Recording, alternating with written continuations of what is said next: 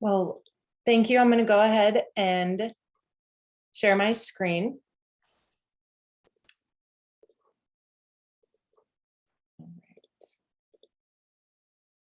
All right, so everyone should be able to see my screen.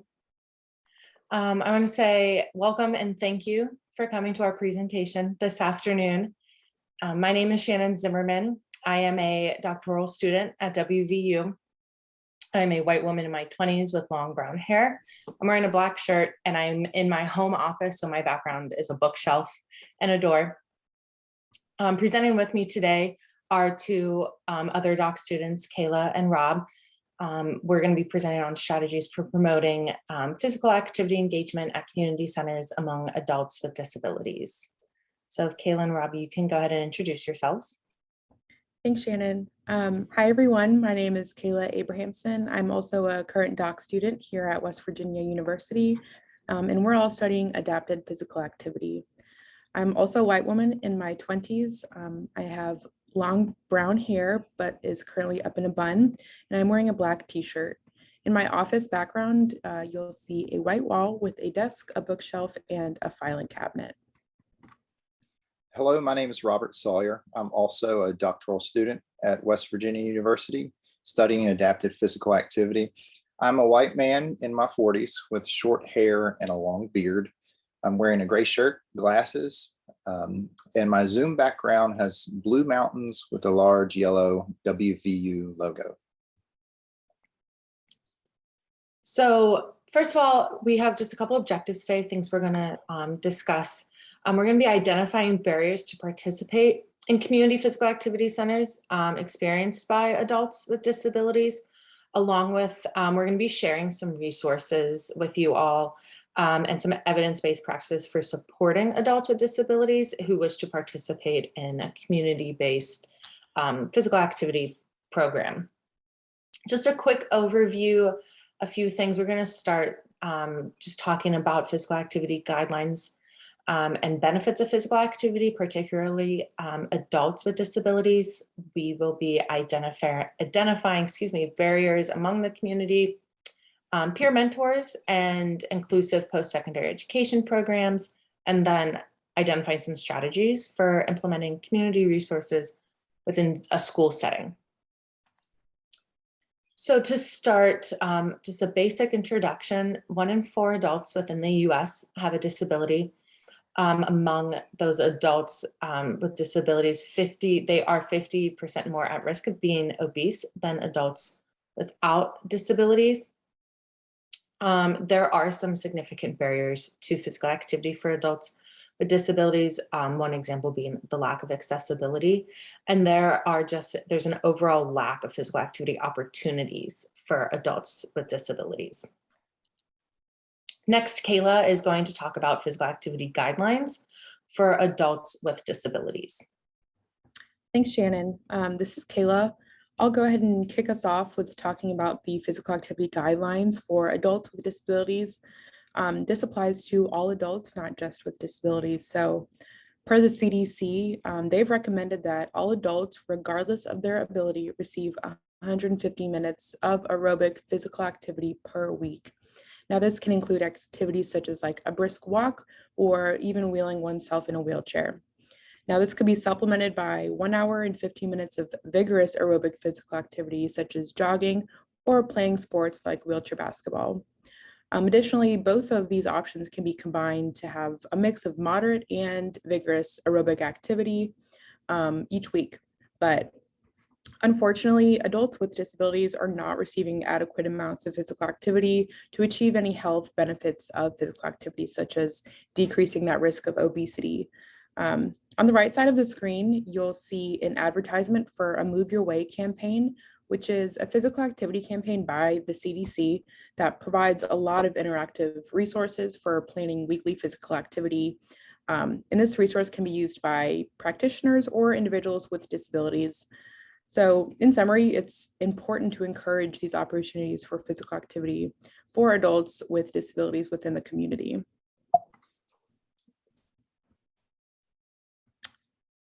So one way that we can encourage and promote physical activity is through different community resources. Now, adults with disabilities have and should be encouraged to seek out community-based physical activity programs, especially at the adult age.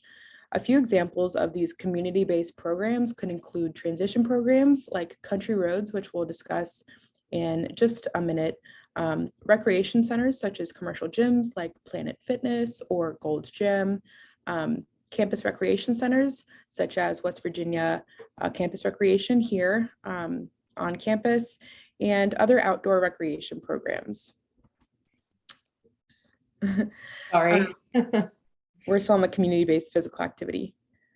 So people with disabilities have reported community programs to be inaccessible and unwelcome, unfortunately. So work is definitely needed to build partnerships to support inclusive physical activity. Now for the rest of the presentation, we'll talk about some examples of partnerships that we have created and what resources they have provided for us and the disability community. But first, I want to review some of the barriers to physical activity that have been reported by adults with disabilities. Now, unfortunately, as I previously noted, there are a lot of barriers that adults with disabilities experience that can limit their access and ability to participate in physical activity. Now, these barriers can relate to physical and social environments. So for example, for physical barriers, that can include things such as inaccessible equipment or lack of space around the equipment, which is hard to navigate around.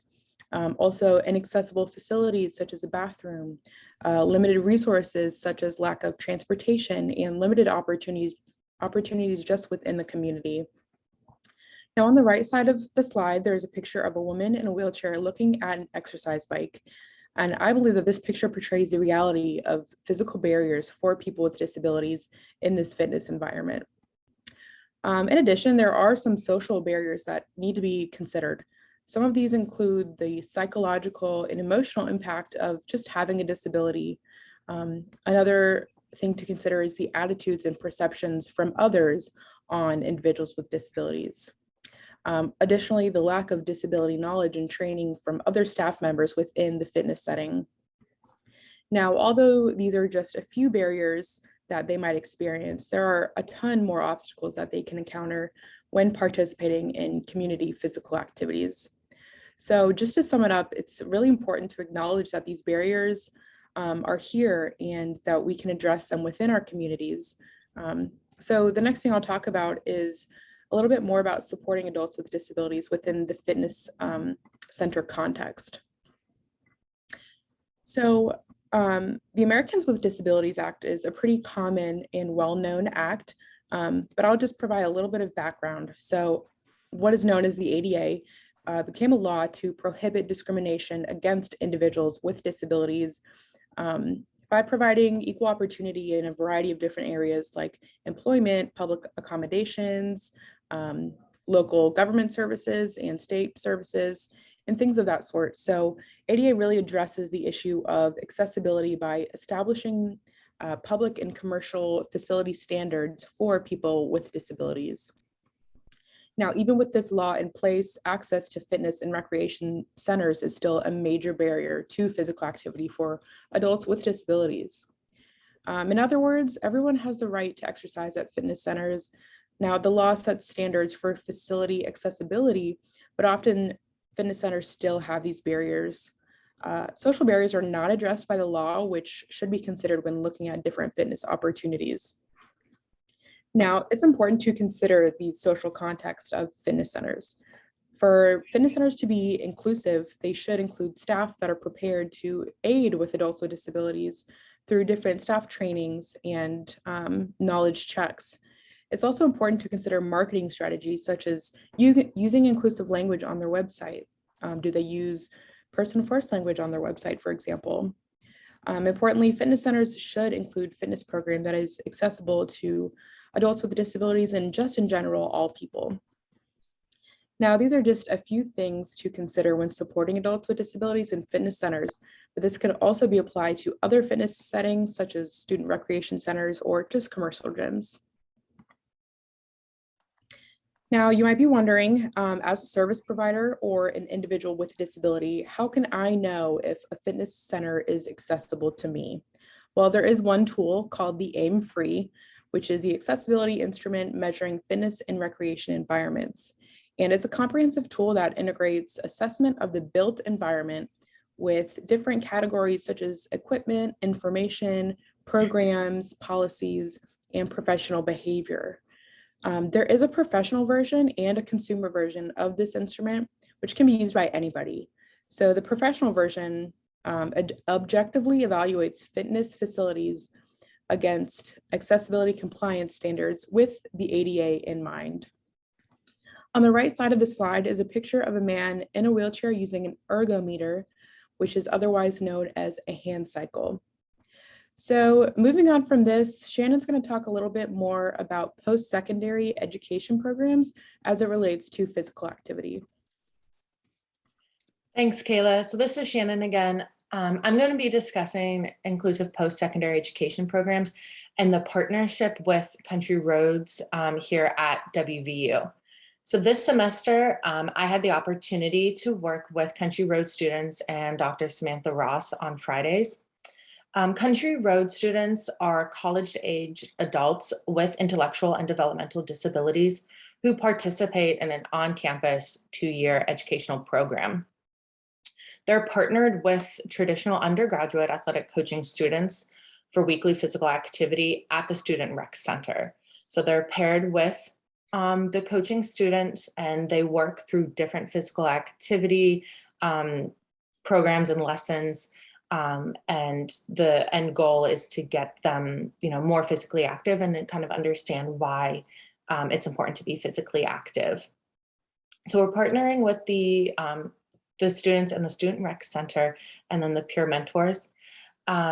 Throughout this time on these Fridays, it's important, and the goal was to help the Country Road students kind of build some independence when it came to maybe finding how to check out equipment, things like that I'll talk about in a minute. But they were offered strategies to have a healthier lifestyle and expand their knowledge in physical activity and how to use some resources. For example, one student really wanted to focus on weightlifting and was not familiar with it at all. So the peer mentor for a couple of Fridays walked them through the weight room and different activities, different machines, things like that. And as they were going through all these different exercises, the peer mentor was discussing which muscle group this is working, why it's important to do this, so they can kind of gain that overall health component as well.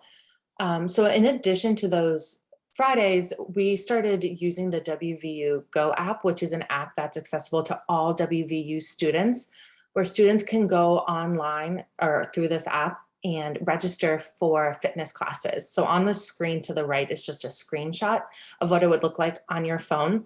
So we encouraged the Country Road students and their peer mentors to select a class that they thought would be of interest to them. Some students selected cycling, a body pump class, introduction to weightlifting. So the Country Road students went to this class, and their peer mentor, went with them. And it was a great way to continue to build that relationship with their peer mentor and with the instructors of this class as well. So we were able to kind of build a little bit more of a relationship. And if the student wanted to go back to that same instructor, they were familiar with the student in their class at that time. So this app was really beneficial this semester. In addition to those classes, the Country Road students became familiar with different resources at the campus rec center, being able to locate the pool, locate the locker rooms, how to access the gymnasiums, things like that, and then checking out equipment, like I mentioned before. If the students wanted to play soccer, they would have to go to the front desk, check out the appropriate equipment. They needed to use their WVU ID card, so they were able to then access that equipment. So that was another goal of ours. Additionally, so just a few things to kind of remember here, that some students lack that self-confidence and maybe the knowledge. So that's a barrier that we were overcoming. So some strategies that we used was the using the app, having the students be familiar of how to access those amenities, how to get to the pool, how to get to the gym, and things of that nature. These two links are just additional resources that could be helpful for you. The first one is kind of a toolkit, more directed towards WVU, but it can be applied to any setting. And the second link is for a YMCA, a similar tool, like a toolkit. Again, I think this particular link was for a Y in South Carolina, but if you're in a position where you're looking to implement something like this, you can certainly take pieces from both of these resources here. So next, Rob is going to talk about creating community transition partnerships. Hi, this is Robert speaking. Excuse me. Prior to coming to WVU, I was an adapted physical education teacher for 15 years. So establishing community partnerships was highly encouraged and valued. Many of the activities and skills I taught were targeted towards skills necessary for an upcoming community outing or activity. While I was an adapted physical education teacher, my school division lost our transition specialist. So me and the other adapted PE teacher did what we could do to fill in the gap with providing physical activity transition activities in the community. The following information I'm about to share is based on my 15 years experience and that transition process. So strategies for community partnerships, and I have a list. The first one, identify the new activity. That this activity can be suggested by a student or client or something you believe would be beneficial for your client or student. Second would be locate the activity in the community.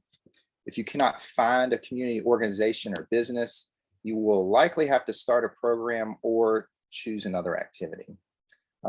3, information gathering conversation with the community leader or the business leader. Introduce yourself, what organization you represent, and you would let them know you would like to bring your students or your client to their facilities. This is just a basic gathering information. Number 4, in-person visit to the community organization. There's no substitute for visiting a place in person to just see the environment for yourself. And the next slide is 5 and 6. While you're on this visit, number 5 is an informal assessment of accessibility. Typically, when I would go, I would look for 3 things, and I was fortunate enough to have a lot of support with adults and other people to help. So with entry, I would look for, can the students enter the facility independently, or will they need additional support? And like I said, I had adults there, and so we were able to provide additional support. I just wanted to be able to prepare. Do I need to bring a ramp? Or be prepared to lift a wheelchair?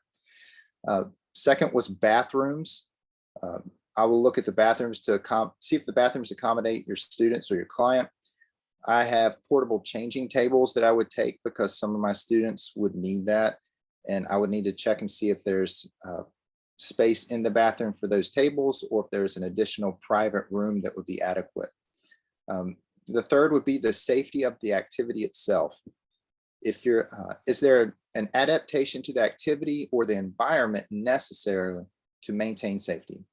If you're introducing a new activity, you want to be prepared to answer a lot of questions, and this in-person visit and the conversation will prepare you for that. And the last one, number 6, was price. And it always comes down to money, unfortunately. I would negotiate the price everywhere I went. I wouldn't be a car salesman or anything like that, but the statement I would typically use is this the best price that you can do for us? And after you've had the conversation, I found that most business organizations would be willing to at least cut you the deal as much as they could, or provide you the service for free. In summary, this is the process I would use to establish community partnerships. Yours might look a little different, but this is what the basics of what I used. The most common barriers I found were price and students or families unaware of the resource. Most of my students were on free or reduced lunch, and so their expenses were they were limited on what they could spend on one of my activities.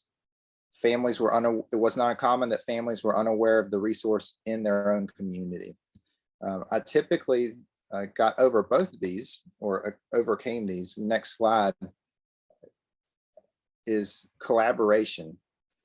Collaboration solved most of the barriers that I encountered as an adaptive PE teacher. I would negotiate the price with the facility and make them aware of my students' financial limitations. In my experience in the educational system, I would talk with my executive director of special education, the director of physical education.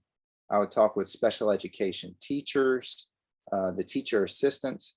I would talk to anybody I could, letting them know that this is what I wanted to do, and this is my cost, or this is my challenge that I'm facing, because you never know who holds that solution.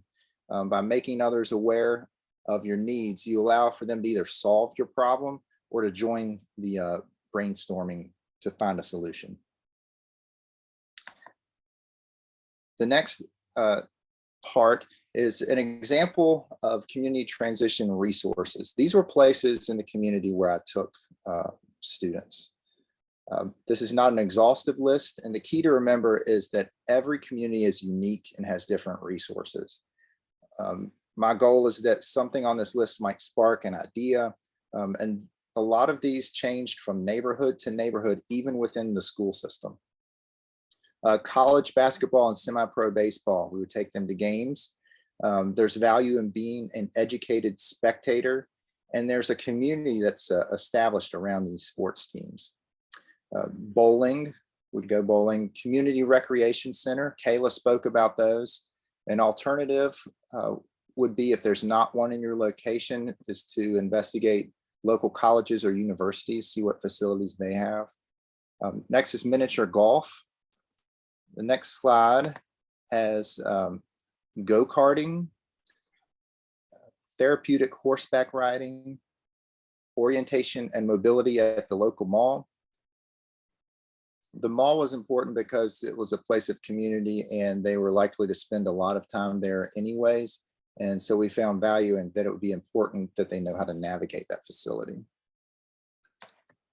The next slide has a Special Olympics logo on the right. And it continues with neighborhood hikes and walks. We would take them to resources like the movie theater, restaurants, or the local market or grocery store. Canoeing, Special Olympics track and field, Little Feet Meet. That's a track and field event sponsored by Special Olympics for preschool and elementary school age children. Continue with Bounce Roanoke. This is an indoor bounce house, so it was nice because it didn't matter if it rained or not. Fishing rodeo. This was a local event that many schools would come to at a local pond and go fishing and celebrate. Inclusive playgrounds. There were several playgrounds specifically designed for students with disabilities, and at the time, my school system did not have an all-access inclusive playground. In summary, this is a list of community partnerships I established on behalf of my students as an adapted physical education teacher. We typically visited these once or twice a year. We wouldn't do all of these in one year, but that is the list that where we've gone. The next is a list of programs. These were ongoing activities. A weekly aquatics program. This event, students would access an indoor pool that was located next door to one of the schools.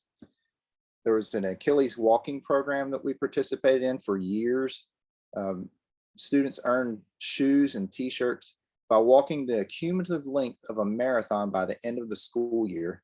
Over an 8-year period, this nonprofit gave my students approximately $50,000. Y Connections is a transition assistance partnership with the local YMCA. The students would learn how to ride public transportation and to access the facilities at the Y.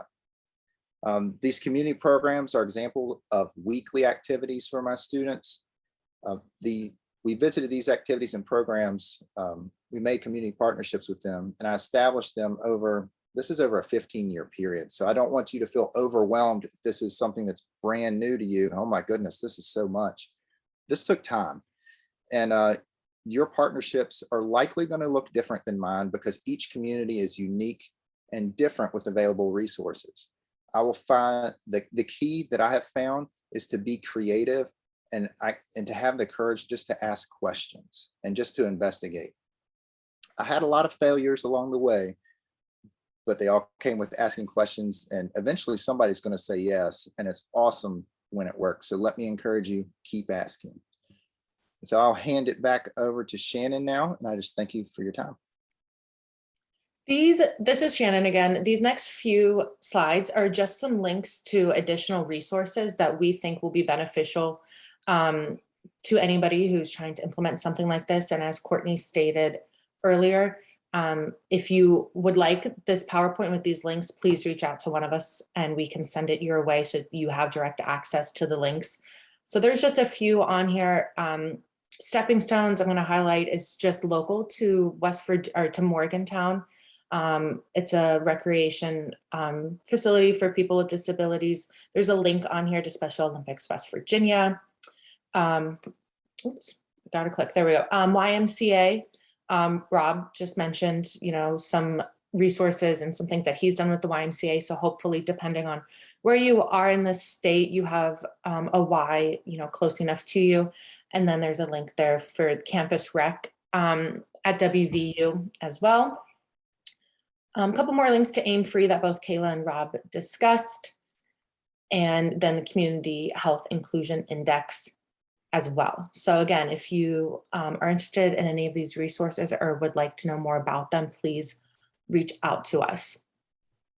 So in conclusion for us today, we discussed that there are a lot of barriers for adults with disabilities, but there are ways to increase opportunities throughout the community, and particularly fitness centers. So we as educators and providers are responsible for building these partnerships within our communities.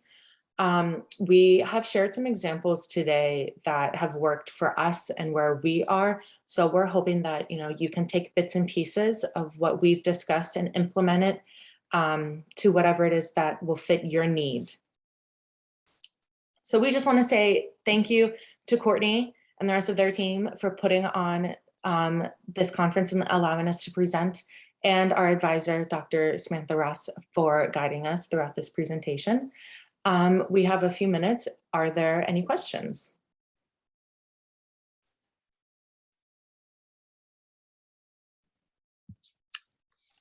My name is Shelby, and I'm currently living in Summersville. I believe it was Robert said earlier that one of the biggest things with developing those community partnerships was having questions ready when you try to build that partnership. Can you give me some examples of what questions you immediately ask whenever you're trying to build that partnership with those places? That's a great question. The questions I would typically ask is I want that partnership, that business, that organization, I want to find out what they do. I want them, that business leader or that leader, to talk about what they're doing in the community, what can they provide, what's their mission, and can my students fit into that? Can they help them? Can they help us? And so that's basically what I would ask them. I think another point to make on that is your facility inclusive, and do you have opportunities for people with disabilities as well? Because if they don't, there's a good chance that they want to. And so that might be their opportunity to get the foot in the door, just to have people come in of a diverse background, and even people with disabilities to come in and see how accessible and inclusive that their facility is. I would add on is that the reason that I didn't have accessibility be a huge thing, because I was going to tackle that later. I was fortunate enough to have a lot of support with adults that are joining me. And so if a student couldn't get in because of a ramp, or if a student, we were going to find a way to get them in no matter what.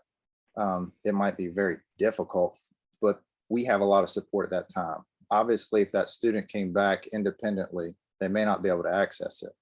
But I want to visit that organization, just like Kayla said, and visit, and for that organization to see my students, see those that are different, and that they value their business, that they value their organization, and then request and nudge them to implement change in their accessibility. Great question. Thank you. You also mentioned about, can you hear me? Yes. You also mentioned about the cost, how some families have limited resources. I know when I used to be a case manager for IDD waiver, families who were on that, client lived at home, there's family support money that will pay for gym memberships. And if they live in a 24-hour home with staff, there's unmet needs funds that I've used to pay for that in the past. And like you said, gym owners will often come down on the price because some of our clients don't have full access to all the equipment to begin with. So I've had even Planet Fitness where they have you do a contract where they want you to pay monthly installments from a bank account. They will change that arrangement and have you do one lump sum payment. And I've had them come down on the price of that as well. And I've had other places just do a reduced amount for one lump sum. And I know like the YMCA here locally has their financial assistance program where you can get a membership for like $12 a month versus $56 a month. So it just depends on where you're applying and who you talk to, and like you said, introducing them to the client and speaking to them personally often opens more doors and really sets the stage to make a good deal with them, and that always works best, I think. Mm-hmm. I'm a fan of showing up in person, with especially now that mandates have been lifted and things like that. But when you have someone physically in front of you, there's a lot more personal connection, and I really feel like your chance of success is higher. The Y was very good to us. We would visit weekly. They charged us a weekly reduced family rate because we would come in and bring a crew every Thursday and Friday, and they were really good to us. And like you said, it's who you talk to and not being afraid to ask questions. Thanks for sharing. Yeah. Mark, you made a really good point about how some gyms will offer a discounted rate because a lot of the facility is not even accessible to them, which I think is one, unfortunate, but also great that they offer that. You mentioned Planet Fitness, which they actually just recently announced that they were going to be adding more adaptive fitness equipment.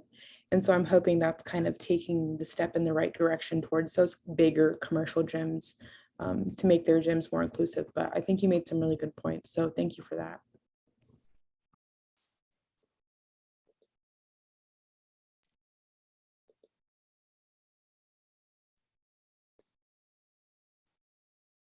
Are there any other questions or thoughts that they want to share?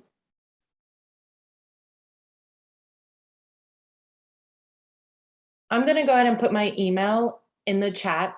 So you guys, if you are interested in getting this presentation, I can send it directly to you.